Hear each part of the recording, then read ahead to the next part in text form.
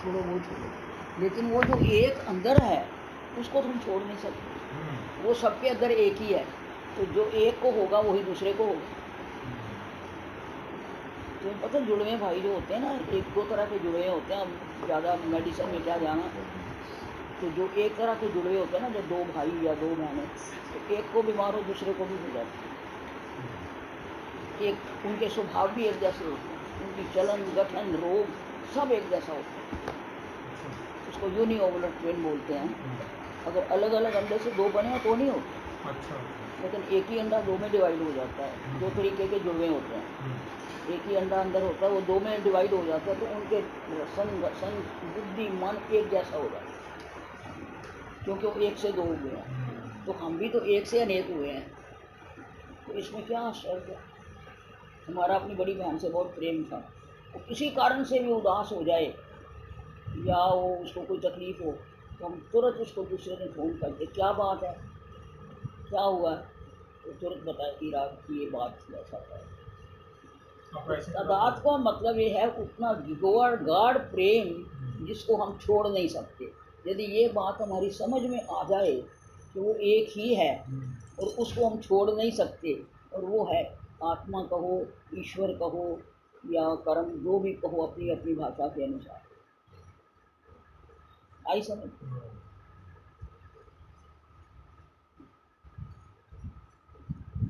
क्योंकि फिर और कोई याद नहीं रहेगा। जब हम एक ही हैं, वही हम है, हम ही वो हैं, गाढ़ निद्रा में तो कुछ नहीं ना रहता, तो फिर स्वप्न में कौन काम करता है? वही काम कर रहे, वही सब कुछ बन जाता है। ये बात समझ आ जाए तो संसार विलुप्त होने में टाइम नहीं लगता। इसलिए वेदांत में एक लय बोध है, उसको कहते हैं कि रात को सोते समय नीचे से लेकर ऊपर तक अपना लय करके सो।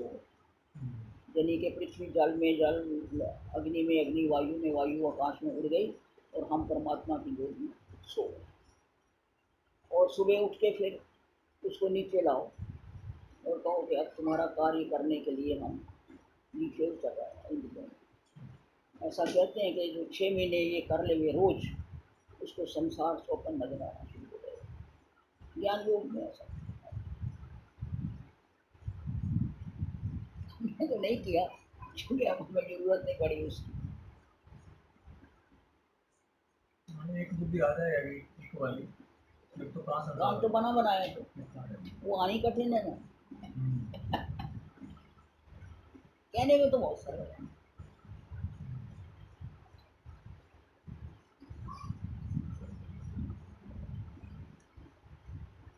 श्री राधा विरही रघुनाथ श्री कुंड तीर पर फुटकार कर रो रहे हैं, हा स्वामिनी तुम्हारा विरह अब और नहीं सह सकते। ये संबोधन उनके हृदय के पुंजीभूत विरह दुख का व्यंजक है। हृदय के निभृत स्थान की भाषा, आर्त की पराकाष्ठा। स्वामिनी संबोधन कितना मधुर, उसमें एक आवेश भरी मादकता है।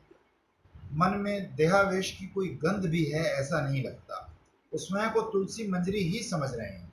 साधक को भी अपने स्वरूप आवेश के प्रति तीव्र दृष्टि रखनी चाहिए।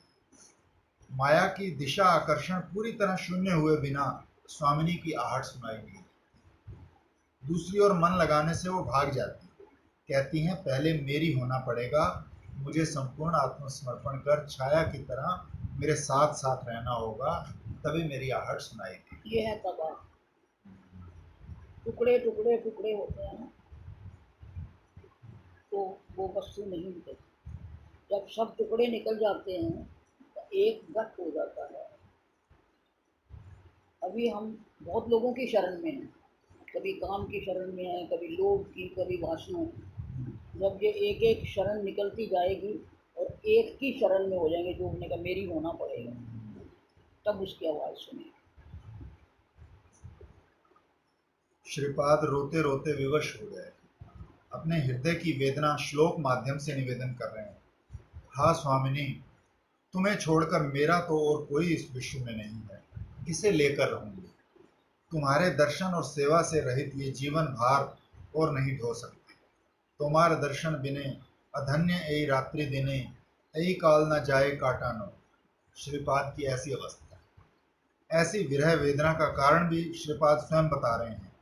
कापी दासी, मैं तुम्हारी दीन दासी हूँ, तभी तुम्हारी साक्षात सेवा के अभाव में हृदय में इतनी ज्वाला है। राधा किंकरियों का भाव श्री राधा रानी के साथ तादात्म्य रखता है। ऐसे पढ़- मैं तुम्हारी दीन दासी हूँ, तभी तुम्हारी साक्षात सेवा के अभाव में हृदय में इतनी ज्वाला है। राधा किंकरियों का भाव श्री राधा रानी के साथ तादात्म्य रखता है। जैसे श्रीमती अखंड महाभाव की मूर्ति हैं, वैसे ही किंकरियां अखंड सेवा रस की मूर्ति हैं। उनके स्वरूप सेवा रस से गठित है। मर्म हृदय की बात जानकर श्री युगल की सेवा करने में किंकरियों जैसा योग्य पात्र कोई नहीं। जैसे चीनी का खिलौना होता है, अंदर बाहर उनके चीनी की नहीं है, कुछ दूसरी वस्तुएं हैं। जैसे तो सेवा रस से गठित हुई है, उनके अंदर बाहर और कोई आशा ही नहीं, ये है एक रस। तभी तो सेवा के अभाव में कितनी आरती है। स्वामिनी जी के मानस का अनुभव ग्रहण करने योग्य अंतःकरण किंकरियों के पास ही है, सखियों के पास भी नहीं। श्री राधा मानिनी है। उनका मान शांत करने के लिए श्री कृष्ण स्त्री वेश में आ रहे हैं। श्रीमती के इंगित को समझाने वाली मंजरी उन्हें भर्त्सना कर कुंज से खदेड़ देती। हे श्री राधिके, तुम्हारे मानिनी होने पर कि मैं उस धूर्त का मुख और नहीं देखूंगी। देखो, सुबल सुहृद कृष्ण स्त्री वेश धारण कर मेरे कुंज में आ रहा है, उसे रोको। तुम्हारा ऐसा अभिप्राय समझकर तुम्हारे इंगित को जानने वाली मैं उस गोप प्रवर कृष्ण को ऐसे छलाटोप वाक्य कहकर कुंज से विताड़ित कर दूंगी। हे धूर्त, यहाँ दैत्य कोई नहीं जिसे तुम मोहिनी वेश से मोहित करोगे। हम श्री राधा की किंकरियां हैं, तुम्हारी चतुराई जानती हैं। अपनी शठता की बात याद कर कुंज से शीघ्र चलते बनो। इंगिते बुझिबे सब काज। देखो क्या सामर्थ्य है। लेकिन ये बनने के लिए सिर्फ यही है, टुकड़े टुकड़े टुकड़े की जरूरत नहीं, एक शरण। जब तक कोई दूसरा है तब तक एक भाव नहीं आ। वो ट्राई ट्राई ये श्री कृष्ण भी श्री राधा के हृदय का भाव नहीं समझ सके, तभी तो गौर बने। 3 वाच्छाएं अपूर्ण रही, तभी तो श्याम सुंदर गौर हुए। प्रेयसी की प्रणय महिमा न समझ पाने के कारण लोभ उत्पन्न हुआ था। श्रीमती की भाव कांति का आश्रय लेकर आस्वादन किया। किसी भी बोझे भार को आंखों से देखकर नहीं जाना जाता कि उसका वजन कितना है। कंधे पर रखो तब पता चलता है। प्रेयसी के भाव का वजन मालूम करने में उत्कट अवस्था हो गई। ये स्वपन विलास एक लीला है, जैसे घेरा में हुआ करते बहुत बड़ी। श्री जी को स्वपन आता है कि मैं किसी गोरे के साथ मिल रही हूँ, चित्कार करके उठती है, श्याम सुंदर ये क्या हो गया, तुम काले से गोरे कैसे हो गए, मैं तो गोरे का कभी मुंह नहीं देखना। श्री राधा का भाव समझने में अखंड अद्वय ज्ञान तत्व की ये अवस्था, किंतु राधा किंकरी सब कुछ समझती। उसे भावी लीला तक की अनुभूति है। क्या लीला होगी पहले ही जानकर तद अनुरूप कुंज सज्जा करती है। शैया एक जने के योग्य तकिया एक, क्या लीला होगी अनुभव से जानने की बात एक है। तकिया पता क्या होता है, दूसरा तकिया ठाकुर जी की बाबू है, इसलिए जब शैया सजाते हैं ना अंदर एक ही तकिया रखते हैं। बताया था ना, चौकियां लगाए तो एक ही तकिया रखते हैं, क्योंकि श्री जी के लिए सिराने की जरूरत नहीं है।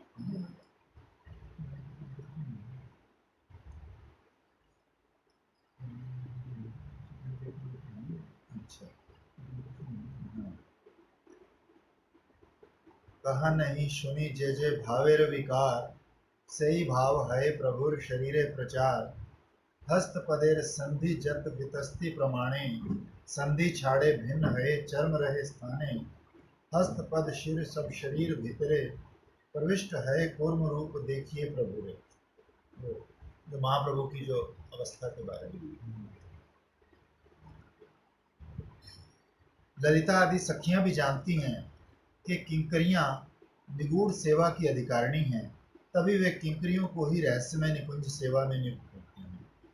ललिता आदेश पाइया सेवन करिबो जाइया, प्रिय सखी संगे हर्ष मनी। किंकरियों का भाव महाभाव के साथ तादात्म्य प्राप्त किए है। महाभाव में ही है श्री राधा रानी, कृष्ण वांछा पूर्ति के लिए साक्षात चिंतामणि स्वरूपा। से ही महाभाव है चिंतामणि सार, कृष्ण वांछा पूर्ण करे यही कार्य जार। और किंकरियां हैं युगल वांछा पूर्ति की चिंतामणि। तभी तो श्री कृष्ण श्री वृंदावनेश्वरी का कोई अनिर्वचनीय प्रसाद प्राप्त करने की कामना से किंकरियों की ही शरण लेते हैं। हे राधे, तुम्हारे किसी अनिर्वचनीय प्रसाद की कामना से वृंदावन कंदर्प श्री कृष्ण तुम्हारी किंकरियों के आगे हर्ष से भरकर बड़ी चाटु वाणी का विस्तार किया करते हैं। उसी तरह श्री राधा भी श्री कृष्ण संग की कामना से अभिन्न प्राण किंकरियों का ही आश्रय लेते हैं। श्री श्री राधा माधव किंकरियां बिचौली हैं। किंकरियों की अद्भुत सेवा परिपाटी की मन ही मन प्रशंसा करते। एक बार रास नृत्य में श्री कृष्ण वंशी बजा रहे हैं, स्वामिनी जी नृत्य कर रही हैं। श्रीमती के एक चरण का नुपुर निकल गया।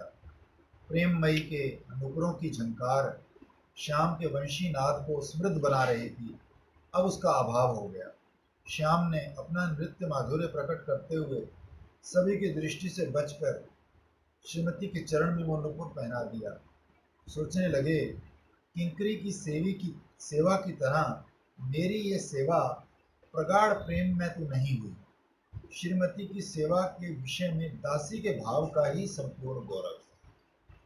यही कारण है कि अखिल भक्ति भाव में अवतार श्रीमन महाप्रभु भी श्री राधा रस माधुरी आस्वादन के पश्चात भी मंजरी भाव आस्वादन की स्पृहा जागी। महाप्रभु के तीनों भाव में एक मंजरी भाव नहीं, वैसे तो लीला बिल्कुल परफेक्ट होती है हमेशा, पर ये जैसे चीज़ें जो नज़र आ रही है, जैसे नुपुर निकल जाना, मेखला खुल जाना, ये क्या बाय डिफॉल्ट होता है या नहीं, फिर अतिशय गाढ़ता होने से ऐसा होता है। यदि वो जल्दबाजी में जो कल आया था कि मेखला भूल गई, हाँ, तो वहाँ विलास हुआ। तो नॉर्मली तो अगर इधर उधर कुछ भी हो तो समेट के बाहर आती हैं, क्योंकि वहाँ किंकरियाँ तो नहीं गई हैं, तो अतिशय वो शीघ्रता में मिल जाती है। और ये जो नूपुर है, ये नृत्य करते करते गए, तो आपको पता नहीं हरिराम व्यास उन्होंने अपना ये जनेऊ जो था वो तोड़ के हाँ, वो तो लिया। बांध दिया, तो वो तो निकल जाए। तो कृष्णदास कविराज ने देखा कि नूपुर निकल गया, तो कूद पड़े गंगा जी में। मेरे कहने का अर्थ है कि ये ये किसी लीला के का भाग ऊपर, है क्या? ये देखो, ये कभी कभी किसी के ऊपर कृपा करने के लिए भी वो जानबूझ के भी ऐसा कर देती हैं, जैसे अच्छा, जानबूझ के करते हैं। हाँ। वही और कभी कभी अतिशय गाढ़ता में भूल भी जाती है। मैं ये समझती हूँ कि जो ये कल लीला पड़ी थी वो तो भूल जाने के कारण है, कि जल्दबाजी है, कि ठीक है। सब जाग गए हैं, जल्दी निकलो जल्दी निकलो। ये और जानबूझ के किया है। और ये कृष्णदास कविराज की, ये जो हरिराम व्यास की है ना, कृष्णदास कविराज की, वो तो बैठे लीला चिंतन कर रहे हैं, नौका विहार देख रहे हैं, और देखते हैं कि नूपुर जो है वो निकल गया, तो वो कूद पड़े उसको ढूंढने के लिए। और 3 दिन के बाद सूट पे निकले नूपुर ले। अरे बाबा डूब गया, बाबा डूब गया, तो बाबा कुटिया में बैठा है, तो लोगों ने हल्ला मचा दिया, अरे बाबा डूब गया, कोई इधर कूद रहा है, कोई उधर कूद रहा है। वो 3 दिन के बाद नूपुर लेके वापस आया। भट्टी ने बताया है इसके बारे में कि ये लीला शक्ति ऐसा कराती है ये भी ठीक। भगवान की तो लीला। लीला शक्ति जो है वो कोई ना कोई लीला बताने के लिए ही तो करती है। मतलब जानबूझ के क्रिएट किया गया है। हाँ, कुछ ना कृपा कुछ करने के लिए, रस बढ़ाने के लिए। भक्तों का बढ़ाने मान के बढ़ाने के लिए। अब उन्होंने के मन में आ गया होगा कि कृष्णदास कविराज, बाकी यहाँ भी हो सकता है हरिराम व्यास को भी जो छूटा तो उनका मान बढ़ाने के लिए उनको लगा कि इनको राज दिख रही है, लोग तो सब नहीं देख रहे ना कि नूपुर जो है वो टूट गया और उसको बांधना है। तो ये भक्तों का मान बढ़ाने के लिए भी लीला शक्ति ऐसा करती है। क्योंकि देखो महाप्रभु की लाइफ में वो जो भवानंद का भाई था, वो ऊपर सूली पर चढ़ रहा है, तो महाप्रभु पूछते हैं, महाप्रभु कहते हैं मेरे को क्या लेना देना है इन सब लोग के। वो स्वयं तो ये कह रहे हैं, पर जो लीला शक्ति है उसने जाके उस सूली को लीला कर दिया। वो उस करने वाले को भी नहीं पता, यानी ये ठाकुर जी को या श्री जी को भी नहीं पता। तो वो लीला शक्ति जो है वो किसी का मान बढ़ाने के लिए या कोई और लीला विस्तार करने के लिए ऐसा करते हैं, क्योंकि शक्ति स्वतंत्र है। ये चेतन चर्चामृत में आया था ना कि शक्ति स्वतंत्र है, क्योंकि वो इस अवतार वेश में है, तो वो कह सकते हैं मुझे क्या लेना देना है इन सब लौकिक बातों से, जो करेगा सो भरेगा। इधर वो तो ये कह रहे हैं, पर लीला शक्ति जो है वो उधर जाके उस सुई सूली को ढीला कर रही है। और शक्ति उन्हीं की प्रेरणा से ही जाती है, इसका भी प्रूफ है। देखो महाप्रभु कह तो ये रहे हैं, ये पूछ क्या रहे हैं, जब वो सूली पर चढ़ाया गया था वो क्या कर रहा था, तो किसी ने कहा कि वो जनेऊ से तो गांठ बांध के गिनती कर रहा था और उंगलियों से नाम कर रहा था। तो ये देख के वो प्रसन्न हुए होंगे, तभी तो लीला शक्ति जाके ये काम किया। तो ये जो अवतार लोग होते हैं डबल रोल, ऊपर से कुछ कहते हैं अंदर से करुणा, करुणा तो नहीं जाती कहीं। तो स्वभाव ही है। आपने कहा ना कि अकारण करुणा नहीं करते, वो करुणा करे बिना रह ही नहीं सकते। अगर वो हमारे ऊपर उतनी करुणा नहीं कर रही जो हम चाहते हैं, तो हमारे किसी फायदे के लिए तो अभी थोड़ा और तप जाओ, क्योंकि जब पूरा तवा तप जाए तो रोटी जल्दी सीखती है। नहीं तो अल्प भजन करने से ही जो मिल जाए या कुछ मिल जाए तो अभिमान आ जाए। तो इसलिए पूरी तरह हम जब जल जाएंगे, कुछ नहीं रहेगा, अभिमान पूरा खत्म हो जाएगा, तभी हम उनकी पूरी शरण हो जाएंगे।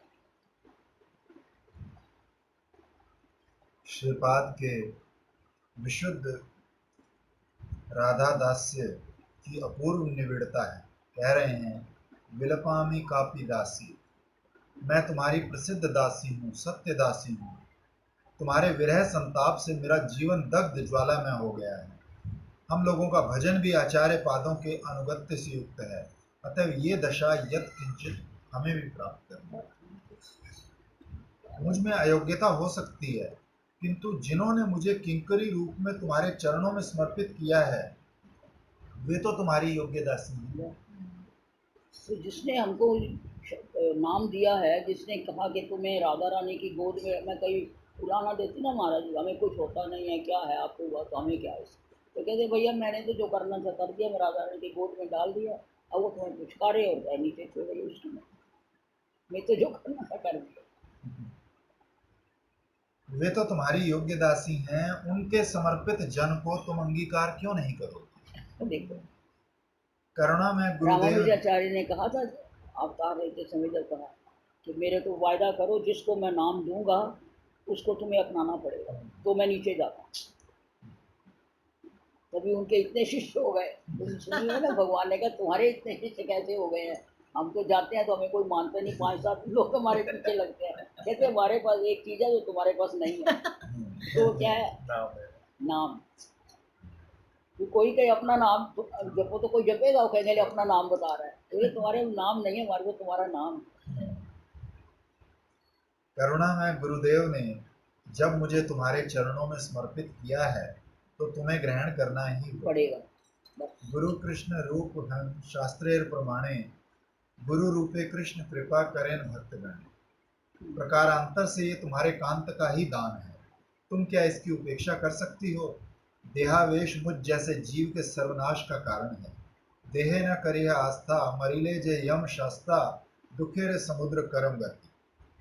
राधा दास से ही जिनका प्राण है, वे श्रीपाद प्रगाढ़ स्वरूप आवेश में कह रहे हैं, तुम्हारे आदर्शन से उत्पन्न हुआ उत्कट विरह आनल मेरे हृदय को अत्यंत दग्ध कर रहा है, और उच्च क्रंदन के फल स्वरूप मैं बड़ी व्याकुल हो उठी हूँ। श्रीपाद के हृदय में पूंजीभूत विरह अनल का दाव दहन जलन है, और उनका ये क्रंदन उनके भीतर बाहर की तीव्र वेदना का व्यंजक। वे विलाप कर रहे हैं, हा स्वामिनी, इस कुंड अरण्य में ही तो तुम विहार कर रही हो। ब्रज में ये श्री कुंड तुम्हारा सर्वाधिक प्रिय स्थान है। प्रीतम के साथ सुख विलास के लिए ऐसा सुंदर स्थान और कहीं नहीं है, पर मेरा दुर्भाग्य, उसी कुंड अरण्य का आश्रय लेने पर भी मैं तुम्हें देख नहीं पा रही। अभीष्ट के रूप गुण की माधुरी और श्रीकुंड की नैसर्गिक शोभा ने श्रीपाद के चित्त में विपुल आलोड़न की सृष्टि की है। वे साक्षात दर्शन किए बिना और प्राण धारण नहीं कर सकते। विरह में उनके प्राण कंठ में आ गए हैं। वे कुंड तीर पर पड़े विलाप कर रहे हैं। जिनकी उज्ज्वल देह कांति छिन्न स्वर्ण की शोभा को लजाती है, जो वे संधि की शोभा से मनोहारिणी है, जिनका पट्ट वस्त्र सुचिक्कण और रक्त वर्ण है, उल्लास में नृत्य परायण मयूर पक्ष की तरह जिनकी सुंदर वेणी है, और जो आंखों की कोर से मुकुंद की ओर भाव युक्त होकर थोड़ा सा देख रही है, मैं उन श्री राधा की साक्षात सेवा कब करूं। कवि कहते हैं, कृष्ण भृंग समेत सौंदर्यमयी गोपियों का मुख कमल मकरंद अति प्रेम के साथ पान करके भी उसे त्याग कर, जिनकी कमनीय देह की उल्लसित गंध से समधिक आकृष्ट होकर मत्तता के कारण कुंज पथ पर बार बार भ्रमण कर रहा है, वृंदावन की सर्वश्रेष्ठ कल्पलतिका रूपा उन्हीं श्री राधा की सेवा मैं कब करूं। कभी विलाप करते करते कहते हैं, परम शोभा में श्री कुंड तीरस्थ निकुंज सदन में मनोहर मल्लिका पुष्पों के सुकोमल दलों से निर्मित शैया पर केली कला विशारदों के गुरु पाशक युद्ध विधान में गर्वित माधव को पराजित कर जो उनसे उपहास करने के लिए अपने नयन प्रांत से सखियों को संकेत कर रही है, उन्हीं श्री राधा को मैं कब भजूंगी, अर्थात उस समय की सेवा में अनुकूलता की व्यवस्था कब। इस प्रकार श्रीपाद ने सेवा प्राप्ति की आकांक्षा से ईश्वरी की साक्षात सेवा प्राप्ति के लिए हाहाकार करते हुए शत शत प्रकार से विलाप किया। विलपामी कापी दास। एकांतिक भावग्रह राधा दास्य के सौंदर्य माधुर्य की अनुभूति ऐसी अनुपम है, अनुभवी लोग कहते हैं, रस का आस्वादन भाव में और भाव की अभिव्यक्ति रस में। अखिल रसामृत मूर्ति हैं श्री कृष्ण एवं अखंड महाभाव की मूर्ति हैं श्री राधा। महाभाव स्वरूपिणी श्री राधा रस ब्रह्म रसिक शेखर श्री कृष्ण को अखंड श्रृंगार रस माधुरी आस्वादन कराती। श्रीमद् रूप गोस्वामी पाद ने लिखा है, समर्था रतिमती ब्रज सुंदरियों के समस्त उद्यम श्री कृष्ण सुख के लिए ही देखने में आते हैं। इसी प्रकार समर्था रति खाली इनमें ही है, रुक्मिणी आदि में भी नहीं। ब्रज गोपियों में 3 रति है ना, समान समंजस और समर्था। समर्था रति का मतलब जिनका अपना कोई सुख नहीं, उसकी पराकाष्ठा श्री गोपियों में और राधा रानी और उनकी सखियों में समंजस है इनकी रुक्मिणी आदि की, द्वारका की, क्योंकि उसमें पत्नी का अभिमान है ना, उसमें संबंध है, गोपियों में संबंध नहीं है।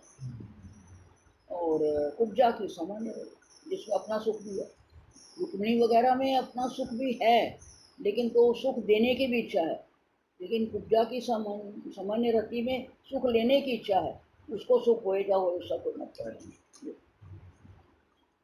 उसी प्रकार विरह से क्या पाप और पुण्य नष्ट होते हैं? विरह अग्नि से ही पाप और पुण्य नष्ट होते हैं। विरह अग्नि से पाप नष्ट होते हैं, पुण्य तो क्यों नष्ट होंगे।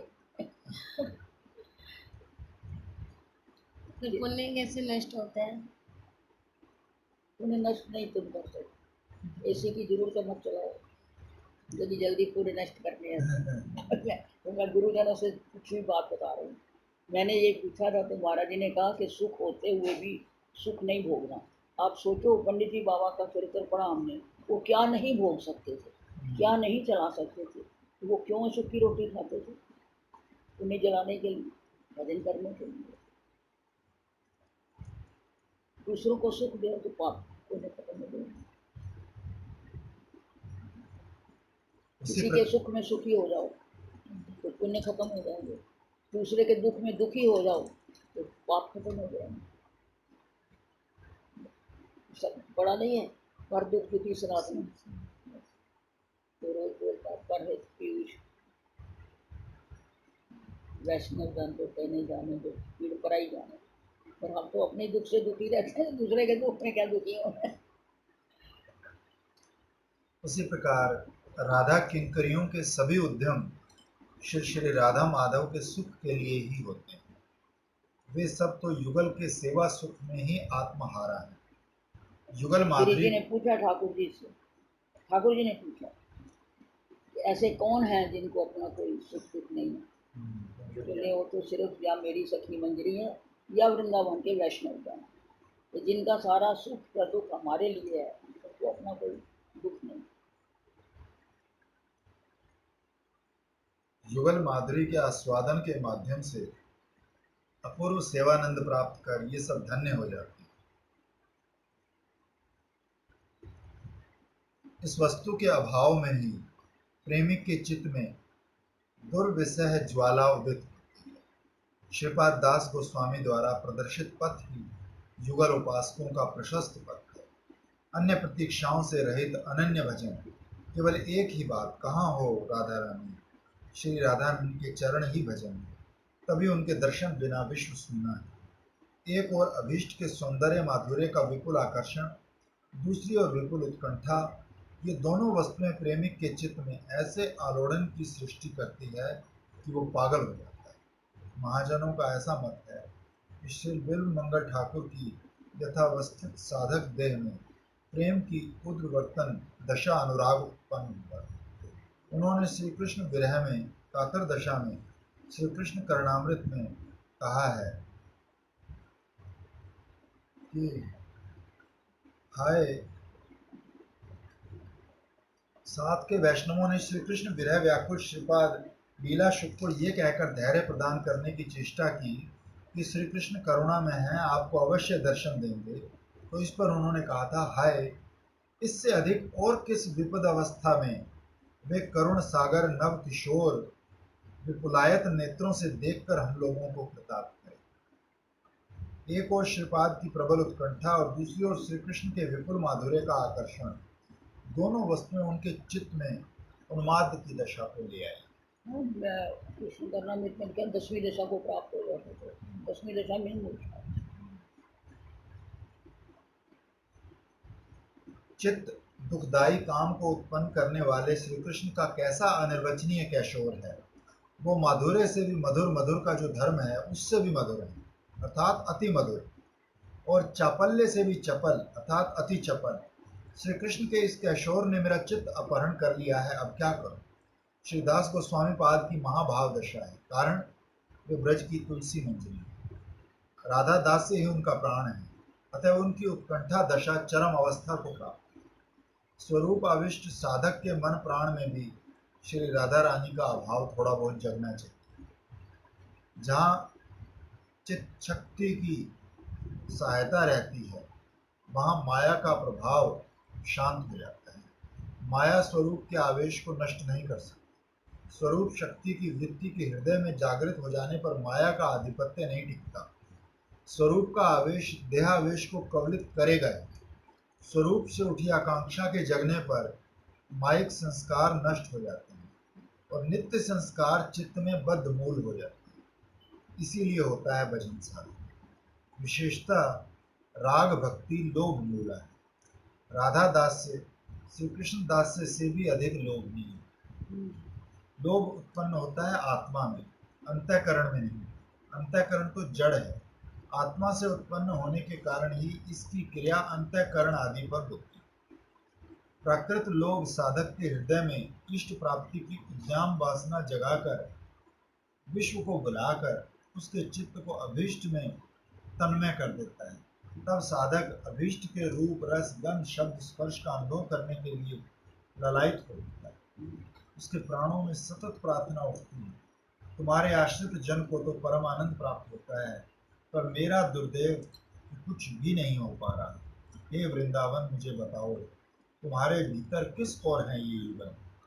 मैं खोजता खोजता घूमूंगा, ये किस कुंज में है। पुकारता हूँ पर आहट नहीं मिलती, कैसे तृप्त हूँ। क्रमशः साधक में उन्माद के लक्षण प्रकट होंगे। यही तरीका है, इस लोग को बढ़ाते जाना, बढ़ाते जाना। और अभाव महसूस करते जाएंगे तो एक ना एक दिन कुछ तो आएगा, ऐसी गारंटी है। मैं तो नहीं कहते कब आएगा, लेकिन ये गारंटी है आएगा भी। मेहनत तो लगती, मेहनत क्या लगती है, ऑटोमेटिक होता है, कोई मेहनत नहीं लगती, इसको तो अपने आप आती है। श्रीमद दास गोस्वामी पाद का कैसा हाहाकार है, वक्ष विदीर्ण हुआ जा रहा है। हाँ स्वामी, कैसा मधुर संबोधन है, सुनने की कैसी तीव्र आकांक्षा है, संपूर्ण हृदय से पुकारा जा रहा है। हाँ स्वामी, ये दीन दासी तुम्हारे दर्शन की आशा से समस्त चेष्टाओं से रहित होकर तुम्हारे श्री कुंड तट पर पड़ी कुछ एक पदों के माध्यम से विलाप कर रही है। तुम लीलामयी हो, मेरी बात लीला करते करते ही थोड़ी सुनिए। विरह दुख की अनुभूति से हाहाकार, विलाप के साथ प्रार्थना। हे स्वामिनी वृंदावनेश्वरी, तोमार विरहा नले, दिवानिशी हिया ज्वले, अत्युत्पुट सहिते न पारी, आमी जे अधमा दासी, सदा दुख नीरे भासी, है इच्छा कातर अंतर।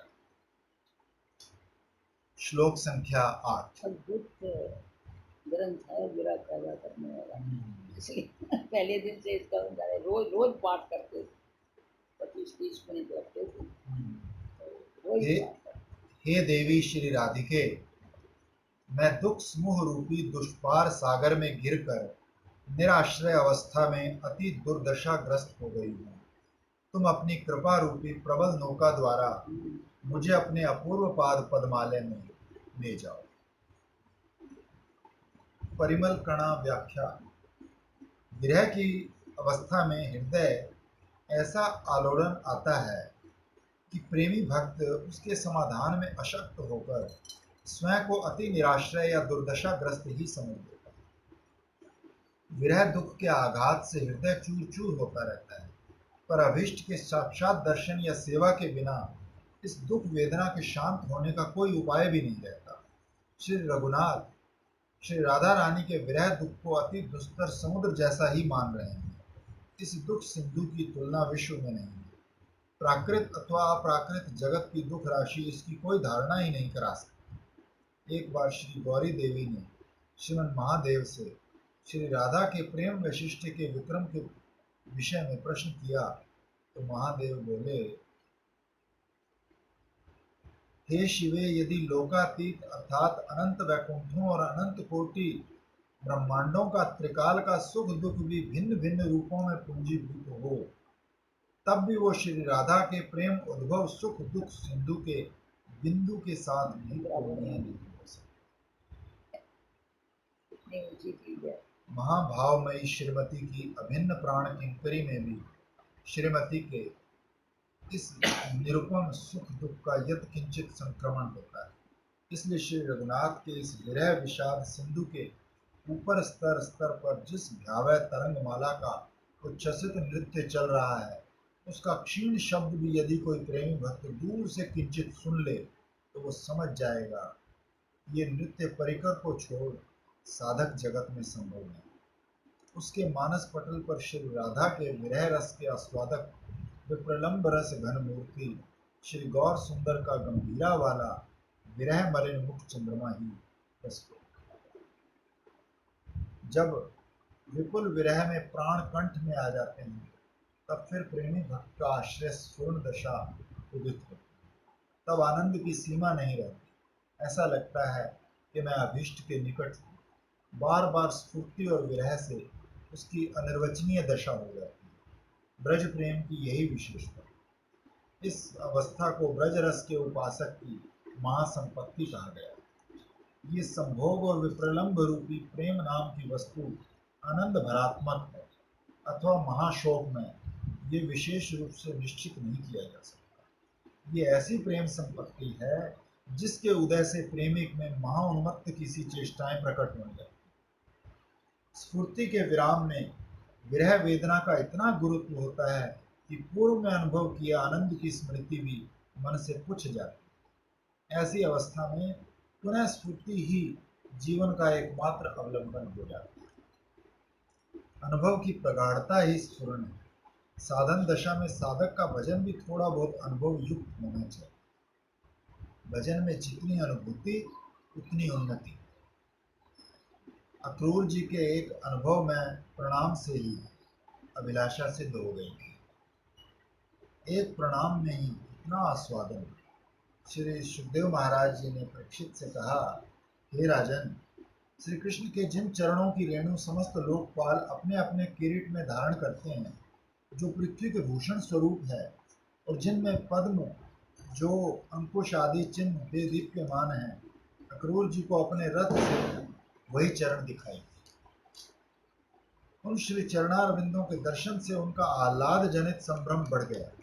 प्रेम से देह पुलकित हो गई और अश्रु बिंदुओं से नेत्र आकुल हो उठे।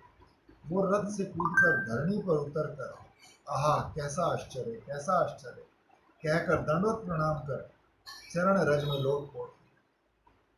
इसके ठीक पीछे ही उन्होंने श्री कृष्ण बलदेव के दर्शन किए। भक्ति के प्रत्येक अंग के याजन में भी अनुभव की आवश्यकता है। भक्त का अनुभव देखकर लगता है जैसे इष्ट देव उसका हाथ पकड़ रहे। यदि इष्ट के साथ कुछ भी परिचय ना हो तो साधक क्या लेकर रहेगा। जिन्हें देखा नहीं, जो अनुभव के बाहर हैं, उसकी ओर अग्रसर कैसे होऊंगा। जो सबसे अधिक अपने हैं, उनके साथ ही परिचित नहीं हो पाया। करुणा में श्री गुरुदेव ने जिस राधा किंकरित्व का परिचय बता दिया, उस किंकरित्व दासी पने का अभिमान तो मन में आता ही नहीं। अभी तो देह में प्रचंड आवेश बना हुआ है। सभी कुछ भाव विरुद्ध है। जो अखिल ब्रह्मांड और चित्त राज्य के एकमात्र अधिनायक हैं, वही स्वयं भगवान श्री कृष्ण, जिनके एक कटाक्ष से मूर्छित हो जाते हैं। उन्हीं प्रेममयी श्री राधा रानी के दासित्व का परिचय श्री गुरुदेव ने दिया। यदि उनसे थोड़ी भी परिचित नहीं हो पाता तो जीवन की कितनी बड़ी व्यर्थता है। श्री राधा के श्री चरण सानिध्य पाने की प्रबल उत्कंठा ही साधक को उनकी ओर खींच ले जाती। स्वामिनी, तुम यदि एक बार मेरे चिंतन में आ खड़ी हो, स्वप्न में खड़ी हो जाओ, तभी तो आश्वस्त हूँ। थोड़ी सी आहट करो स्वामी, एक बार कह दो तुम मेरी। ये अनन्य प्रतीक्षा लिए बैठी। ऐसी उत्कंठा में स्मृति की प्रतीक्षा में। पाटी बाबा है ना जिसको मिलने गए थे, बहुत भजन किया है स्वामी बैठ के, कई पुरुष किए। तो वो कहते हैं कि एक बार वो उनको ऐसी विरह हुई, 6-7 दिन तक आया नहीं। रोते रोते रोते रोते सखी आई, राजा रानी तो नहीं थी, तो मैं विशाखा हूँ। श्री जी ने कहा वो क्यों इतना रोती है, तो मेरी है। उसमें ऐसी उत्कंठा में स्मृति की प्रतीक्षा में अन्य सब कुछ तुच्छ हो। वो धीरे धीरे अनुभव प्रदान कर अपने चरणों की ओर खींच ले गए। जिसके हृदय में कोई अनिर्वचनीय भक्ति उदित होती है, उसी का चित्त श्री राधा रानी के श्री चरण नख ज्योति से उद्भासित होता है। श्री राधा नाम श्रवण कीर्तन करने वाले, श्री राधा पदों का ध्यान करने वाले के पास श्री कृष्ण को अनाहूत आना पड़ता है। श्री राधे वाणी जेदी के जार सुखे मुखे सुनी, सही दिके धाय मोर जन। श्रीमद् भागवत में आया है, श्री कृष्ण अपनी कथा सुनने वाले के हृदय में दृष्ट कर स्वयं उसके चित्त की कामना वासना मल परिष्कार कर स्वयं ही अपने बैठने के लिए आसन बिछा लेते। बना लेते हैं, कोई बनाएंगे, हम तो बना नहीं सकते। तो हरा हुआ दिल है कूड़ा करकट से। स्वामिनी जी का हृदय और भी कोमलतर है। उनके श्री मुखोक्ति की पद रचयिता ने इस प्रकार कहा है, आमार कथा बले जई, आमार मत है सही, बसिया कहनु वृंदावन। राधिका चरण रेणु भूषण करिया तनु, अनायासे पावे गिरिधारी, राधिका चरण आश्रय करे जई महाशय, तारे मुड़ी जाहू बलिहारी। जय जय राधा नाम वृंदावन जार धाम, कृष्ण सुख विलोर निधि, हेनु राधा गुण गान, न सुनिलो मोर कान, वंचित करिलो मोर विधि। तार भक्त संगे सदा, रास लीला प्रेम कथा, जे करे से पाए घन श्याम। इहा ते विमुख जई, तार कबू सिद्धि नाई, न सुनिए जनो तार नाम। जड़तुंगा स्थापित कर, जड़तुंगा प्रेम स्थापित प्रेम भक्ति भक्ति चंद्रिका। प्रेम भक्ति चंद्रिका। हाँ, इस श्लोक में स्फुरण ही अनुभूति लेकर संबोधन। देवी, गोप बाला को देवी क्यों कहा जा रहा है? देवी कही द्योत माना परम सुंदरी, इसका अनुभव स्फूर्ति में हुआ। महाभाव से उत्थित सौंदर्य है। प्रेम उत्थित सौंदर्य के बिना रसिक शेखर श्री कृष्ण को सुख उल्लास नहीं होता। देवी कहते ही आराध्या, इसकी कृष्ण क्रीड़ा पुजार वस्ती नगरी।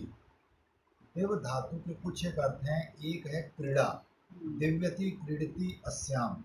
इस अधिकरण वाक्य में देवी पद का अर्थ यही है कि श्री राधा के साथ श्री कृष्ण क्रीड़ा करते हैं, इसलिए वो देवी हैं। क्रीड़ा अन्य अन्य प्रेयसियों को लेकर भी है, किंतु श्री राधा ही उनकी मूल अधिकरण है। इसी अभिप्राय से कहा है वसती नगरी। इसी प्रकार श्री कृष्ण की आराधना और बस्ती नगरी यानी वास स्थान श्री राधा श्री कृष्ण की आराध्य भी है। एक मधुर लीला की स्मृति से संबंध है इसमें। कुंज में विलसित हैं श्री श्री राधा माधव। स्वामिनी की अभिन्न देह और अभिन्न प्राण तुलसी विलासी युगल की पंख सेवा आदि में जुटी। स्वामिनी कृष्ण के साथ खेल रही। स्वामिनी के भाव के योग्य है नायक। मादन रस के अद्भुत उपचार से जो आनंद मूर्छा आई है, उससे नागर की क्रीड़ा स्थगित है। अनुरागवती अतृप्त है। उन्होंने स्वयं विचित्र खेल से नागर को मुग्ध कर दिया। क्या करना होगा, नागर को कुछ समझ नहीं आ रही। मदन के लिए उत्सव में स्वामी लीला कमल से नागर की ताड़ना कर रही है। तुलसी गूढ़ हंसी हंस रही है। वो हंसी श्याम सुंदर को उन्मत्त बना रही है। ये किंकरियों के एक निरूपम सेवा है। फिर भी वे कांतिमयी हैं। प्रत्येक अंग से माधुरी झर रही है। नागर को पागल बनाने वाला माधुरी। लीला अंते सुखे इहार जे अंग माधुरी, तहाँ देखी सुखे आमी आपना पासेरी। स्वामिनी कहती है, वे सुंदर मेरी वेश रचना करते हैं। सखियां आकर परिहास करती। श्रीमती की वेश रचना के लिए उन्हें विहल नागर श्री चरण प्रांत में बैठे हैं। श्रृंगार करेंगे। श्रृंगार तो श्रृंगार ही है।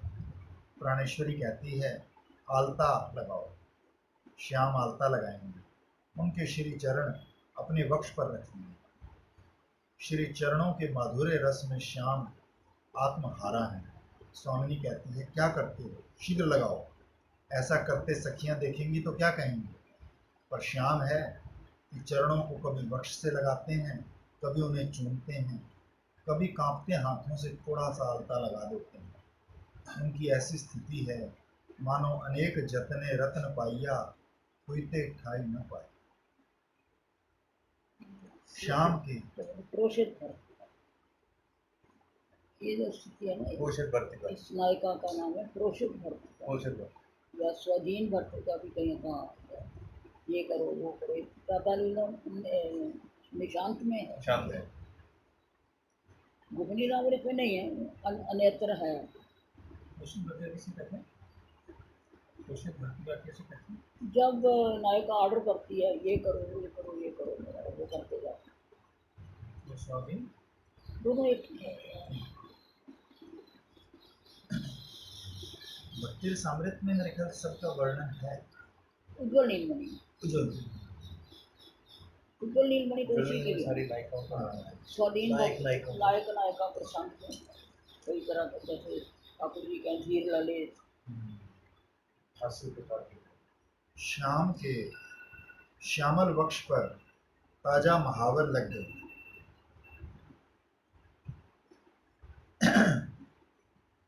लगता है जैसे प्रगाढ़ तिमिर अंधकार पर उदीयमान सूर्य की छटा हो, अथवा यमुना के नीले जल में कमल फूटा हो। श्याम के वक्ष पर विराजते हैं मनोहर श्रीवत्स चिन्ह कौस्तुभ मणि और स्वर्ण रेखा के रूप में कमला देवी। प्रेममयी के जो आलता लगा होता है ना, जो सखियाँ बंदरियाँ शेरे लगाती हैं, तो वो अपने वक्षा स्थल पर लगाएंगे। अब वो उनके ऊपर ये भी लग जाएगा कि ये डबल आलता हो गया, तो फिर ये जो मंजरियाँ हैं वो कहती हैं कि तो कहते हैं ना कि गौड़ीय संप्रदाय में श्रृंगार रस है नहीं। एक बार एक आनंद प्रभु आए थे वहाँ से नवद्वीप से, तो उन्होंने विलाप पुष्पांजलि पर प्रवचन किए थे। तो उन्होंने एक एक श्लोक में तो बोले कि गौड़ीय संप्रदाय में तो सिवाय श्रृंगार से कुछ है ही नहीं है। ये सवेरे से लेके शाम तक भी जैसे सत्य आलता लगा रही हैं तो साथ में श्री जी को कहानी सुना रही हैं। देखो ये आलता जब लगाया ना मैं, ये जब ठाकुर जी इसको छाती पर लगाएंगे तो फिर मैं उन चरणों को लगाऊंगी तो फिर मेरा नाम सार्थक हो जाएगा। उसका नाम भी है, आगे शायद आएगा इसमें भी। क्या नाम है उसका, उस माथे का नाम क्या है, तो मैं माथे पर लगाऊंगी तो मेरा नाम सार्थक हो जाएगा, आएगा शायद आगे देखो। प्रेममयी के श्री चरणों की महावर उत्सव की शोभा को पराजित कर श्याम के वक्षस्थल पर दीप्तमान है। श्री चरणों का सौंदर्य देखकर श्याम विमोहित है। जगत मोहन कृष्ण ताहार मोहिनी। स्वामिनी कहती है, सुंदर समझी तुम नहीं लगा सकते, तुम्हारे उसके हैं।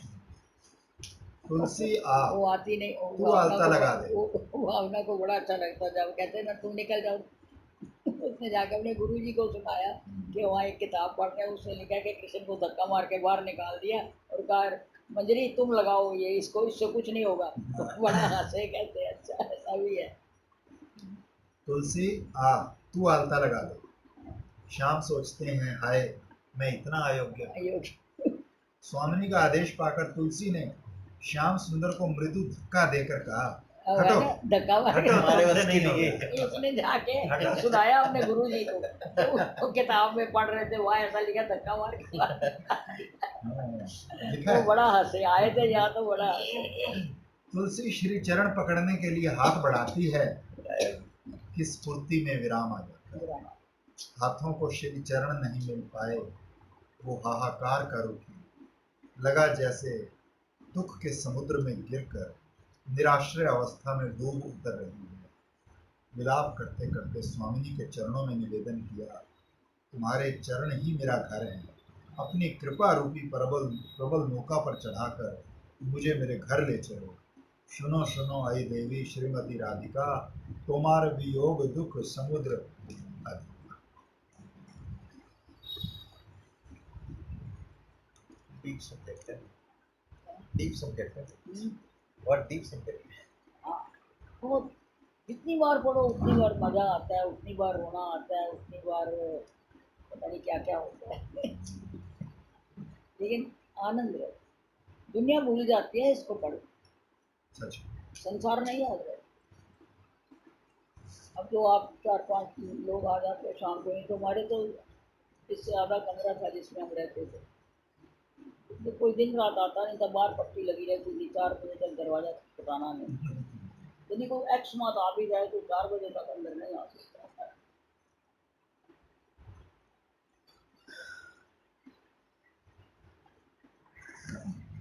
पढ़ते पढ़ते ही हमको आज गोस्वामी का तो चरित्र ही वैसे ही बहुत उज्जवल चरित्र, बहुत। तो रूप गोस्वामी का बिल्कुल करके दिखा दिया ना उन्होंने। उस दिन वाला पूरा कर, उस दिन वाला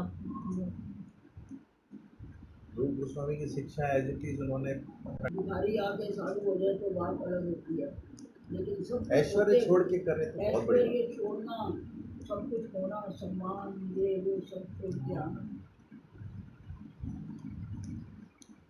महाप्रभु ने भी इसलिए संन्यास लिया था, शिक्षा देने के लिए।